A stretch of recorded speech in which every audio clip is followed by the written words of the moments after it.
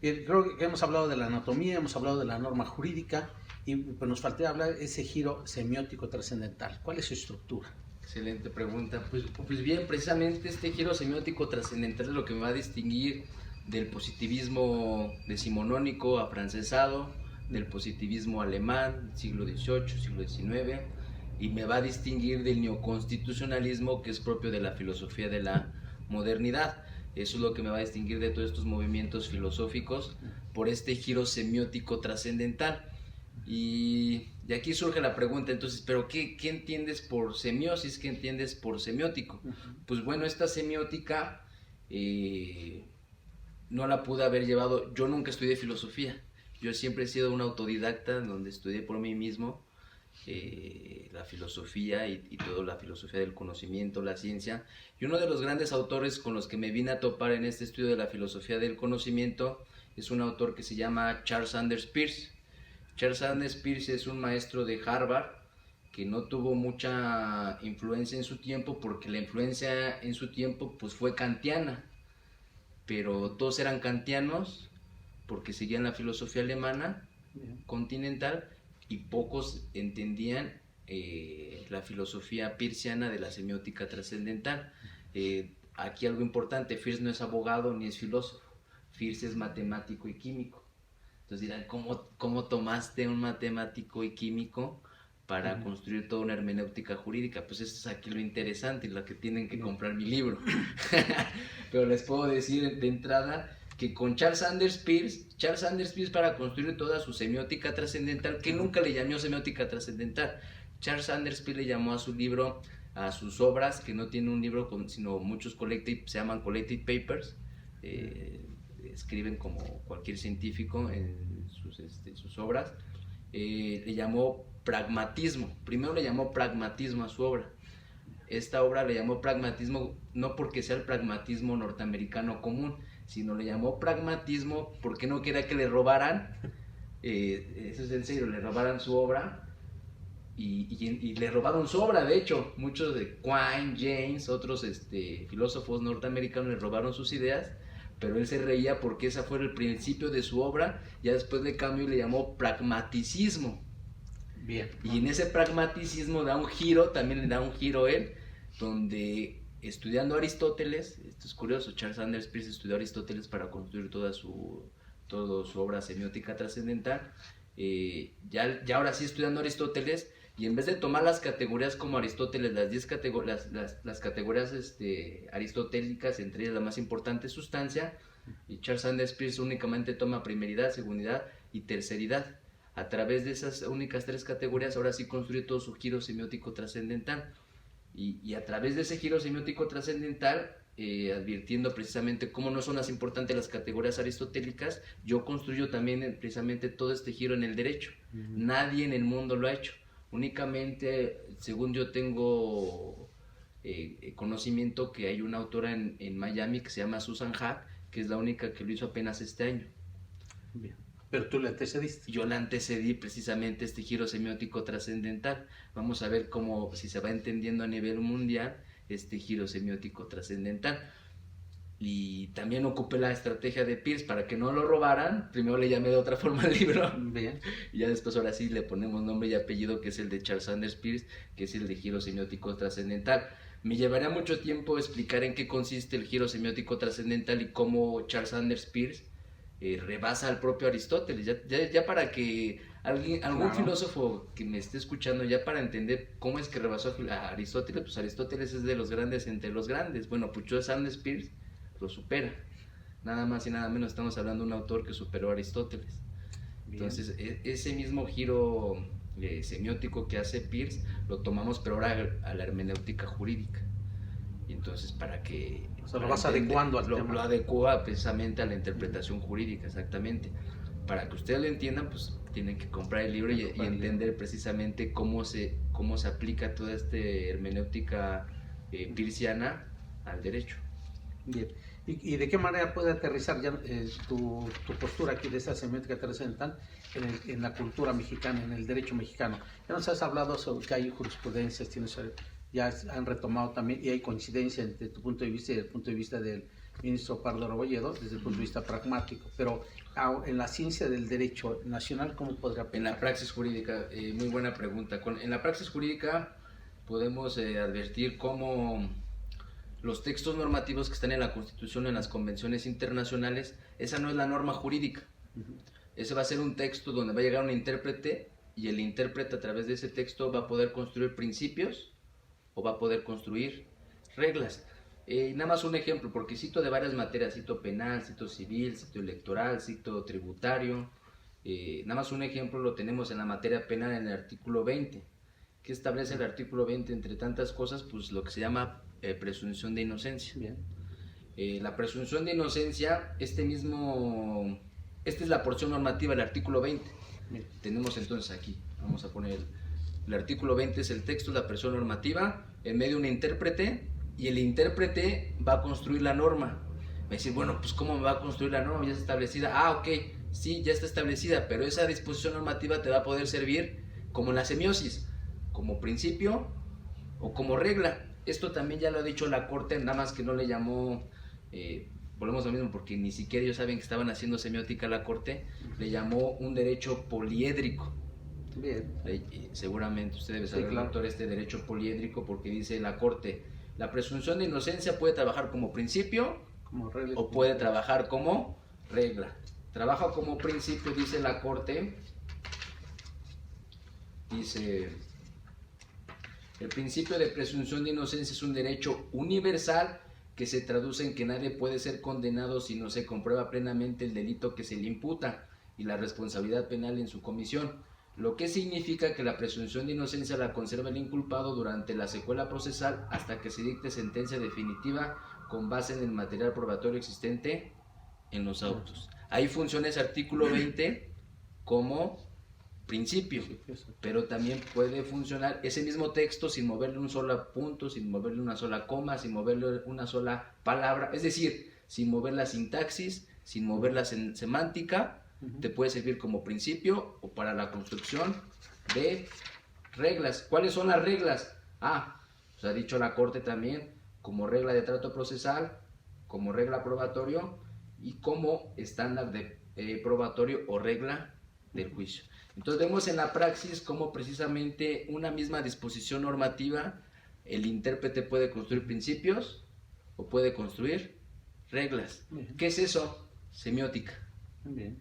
Es la semiótica, a través de un símbolo, que en este caso los símbolos son semánticos y sintácticos, que están en los textos, construyes principios y construyes reglas, sin alterar ni la sintaxis ni la semántica. ¿Qué estás haciendo ahí sin saberlo? Semiótica trascendental. Eso es precisamente, y ya para entenderlo, pues tendrán que comprar, vamos a ver mismo el libro, y viendo cómo se baja precisamente esta semiótica trascendental a todas las materias. No he tenido la oportunidad de hacer más ejemplos en todas las materias, porque me interesaba ahorita precisamente publicar lo que ya tenía, pero lo puedes llevar a todas las materias, civil, penal, en todas ocupamos esa misma hermenéutica jurídica, esa misma hermenéutica que es la semiótica trascendental. Bien. Pues Y que nos sirve, para no llegar a curiosas paradojas como los derechos humanos, así a un extremo tan tan disparo o tan subjetivo como pueden ser la argumentación jurídica de los derechos humanos. Bien, también veo que en tu texto haces una crítica a Robert Alexis y a Dworkin. Sí, claro. ¿Por qué? ¿En qué consiste? Ese es el corazón, digámoslo, del libro. Es una crítica a personaje tan famoso que Robert Alexis y Ronald Dworkin. Ellos son, en esencial, sobre todo Ronald Dworkin es posmoderno. Él su gran saltó al mundo, saltó a la fama jurídica, digámoslo así, porque hizo una crítica de él como posmoderno a la ciencia del derecho.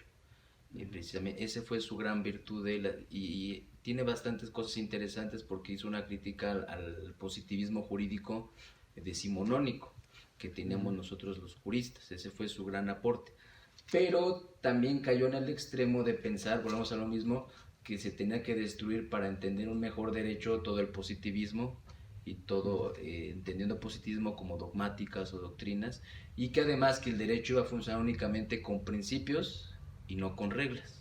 Entonces ese fue el principal Aporte y crítica a Ronald Dworkin. Lo que yo hago en el libro es criticar su concepto de principios y reglas. Para llevar esa crítica de principios o reglas, pues tomo 3 criterios que ellos mismos desarrollaron. Esos 4 criterios que ellos mismos desarrollaron son criterio de carácter hipotético condicional, criterio de modo final de aplicación, criterio de conflicto normativo y criterio de fundamento axiológico. Con esos 4 criterios vas a tener 2 tesis. Una tesis fuerte, que es la que sostienen tanto Robert Alexy como Ronald Dworkin, que dicen que los principios y las reglas, su diferencia es cualitativa, es decir, en sus cualidades. Y la tesis que yo voy a defender a través de la semiótica trascendental, que va a decir que la diferencia entre los principios y reglas no es cualitativa, sino es de grado. Que entre los principios y reglas la única diferencia que existe es de grado. Y entonces, pero yo partiendo, volvemos a lo mismo, de mi filosofía semiótica trascendental, demuestro que incluso en la praxis, que la diferencia entre los principios y las reglas es únicamente de grado, más no cualitativa. Y entonces esto te cambia radicalmente todo lo que ha dicho la Corte en algunos criterios, porque toman, sobre todo los colegiados, la Corte un poco ya está más vacunada del neoconstitucionalismo, pero muchos colegiados siguen citando incluso literalmente a Robert Alexy y a Ronald Dworkin.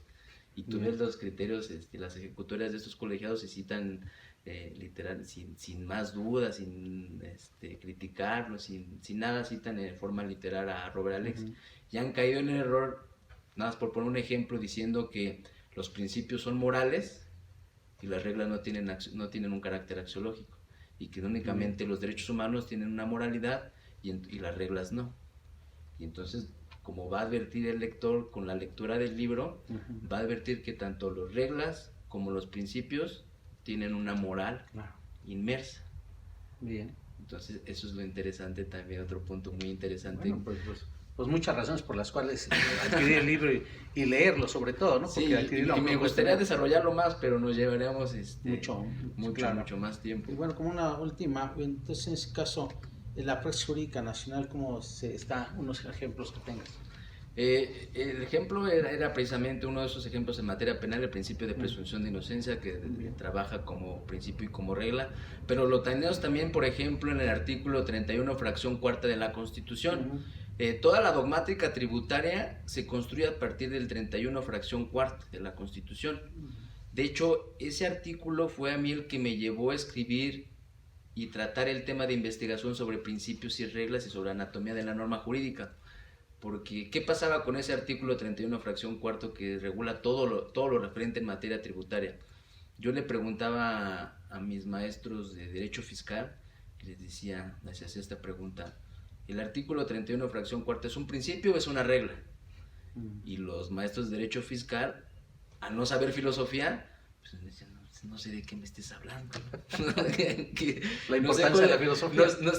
No sé cuál sea la diferencia entre principios y reglas. O sea, no estaba en su léxico el tema. O sea, ellos, volvemos a lo mismo, muchas veces agarran conceptos sin saberlo, y eso es la praxis jurídica a veces. Toman conceptos y ya lo dijo la Corte, bueno, pues ya resuelve ese problema, pero no saben ni por qué lo dijo la Corte, ¿no? Y entonces ese era el problema que yo tenía. Y esto ya estoy hablando de 2010, o sea, ya hace 10 años que yo tenía esa, pero nadie me lo podía resolver aquí en México. Yo decía, bueno, iba con mis maestros de fiscal, no entiendo el tema. Iba con los filósofos, los maestros de filosofía, y me decían, no entiendo nada de fiscal, no sé de qué me estás hablando. Y decía, o sea, eso quiere decir que entonces aquí en México estamos hablando de temas totalmente novedosos, dispersos. Es un tema novedoso donde no, como precisamente cada quien se ha convertido en especialista en su materia, pues no entiende el derecho en forma conjunta, en forma integral. Entonces, también es uno de los retos del libro, entender el derecho en forma conjunta y el derecho en forma integral. Y iba con los filósofos y no entendían el tema de materia tributaria. Me decían, no, los de TSAN son rateros. Y ya era su única respuesta, ¿no? Pero no había una respuesta clara. Y entonces, con este artículo 31, fracción cuarta de la Constitución, pude advertir, ya estudiando filosofía y estudiando precisamente todos estos autores como Robert Alexy y Ronald Dworkin, pude advertir que el artículo 31, fracción cuarta de la Constitución funciona como principio y funciona como regla. ¿Quién intensifica si funciona como principio o como regla? El intérprete. ¿Eso cómo se llama? Hermenéutica jurídica. ¿Cómo se llama en el fondo? Semiótica. ¿Ya vieron? Entonces, un mismo artículo te puede servir sin modificarle ni la sintaxis ni la semántica, te puede servir para construir principios o construir reglas. Y así le vas construyendo todo el derecho, dependiendo precisamente la materia. Pues la verdad es un placer estar ahí contigo, Enrique. Realmente yo te felicito nuevamente, no solamente por tu libro, porque tu libro creo que es el reflejo de toda tu estructura, tu composición que has tenido pues desde tus primeros pasos en la educación, y que creo yo que soy una de las personas que te conozco de antaño y que he visto cómo has crecido. No me refiero al aspecto biológico o cronológico, sino que al aspecto jurídico, de tu forma de pensar, y que este es uno de los primeros libros que vas a tener mucho adelante y creo que te va a colocar en uno de los buenos puestos, no me refiero laborales, sino en puestos de consulta, de atracción, porque es un tema, como dices, novedoso, y yo te auguro mucho éxito. La verdad, para mí, el estarte platicando contigo, porque no es una entrevista, es una plática que tenemos aquí, pues a mí me nutre mucho la plática que has dado el día de hoy. Me queda más claro lo que leí en tu libro, y con esta explicación seguramente a nuestros cibernautas les va a interesar mucho, les va a facilitar mucho el acceder a este libro, y no solamente de él, sino entender también las otras filosofías, las otras posturas. Claro. Y bueno, pues te agradezco mucho. El canal cultural de Tepantlato te abre la puerta, tú eres de casa, eres de quien las veces que tú quieras aquí, como muchos de los que han pasado por aquí, por este canal, y que bueno, para mí es un alto honor que me hayan invitado para colaborar contigo en esta plática. Y bueno, pues muchas gracias, Enrique, muchas gracias al canal cultural, y bueno, pues me despido porque creo que no me presenté al inicio, el doctor Héctor González Estrada. Muchas gracias. Nada más a ver si nos pueden seguir en redes sociales. Cualquier comentario viene en los links de los videos. Bien. Y seguramente, desafortunadamente, por esta contingencia van a surgir temas novedosos en el derecho. Que no se, como podrán advertir los que siguen el canal, no se resuelven con mera argumentación. Ya hay una construcción dogmática, doctrinal, que lleva milenaria en nuestra ciencia del derecho. Y ojalá nos puedan seguir para todas estas dudas que van a surgir desafortunadamente por la contingencia de esta pandemia. Pero seguramente en esta época eso nos van a ver más, porque precisamente la mayoría de personas están en sus casas, sí, y precisamente hay algo en que ocuparse, y qué mejor de ocuparse para tener una mejor construcción. Y no, como tú lo dices en un momento, no es una solamente de carácter jurídica, sino para cómo comprender la vida, cómo comprender esta pandemia que estamos enfrentando también, cómo comprender cómo está pensando por los grandes líderes de otros países, ¿no? El por qué y para qué surgen esas circunstancias. Y como un país como Alemania, con muchos contagiados, que siempre se ha descartado por ejemplo, seguir mucho esta línea científica, tiene muchos menores muertos, tasa de mortalidad, que países donde tienen muchos menos contagios, ¿no? Entonces es muy interesante. Exacto. Una reivindicación en general a la ciencia. Bien, pues muchas gracias. Pues síganos en el canal cultural, y las ligas para comunicarse con el doctor Enrique González Cerecero o para adquirir su libro, pues estarán ya ahí en los links que se presentan en este canal. Muchas gracias.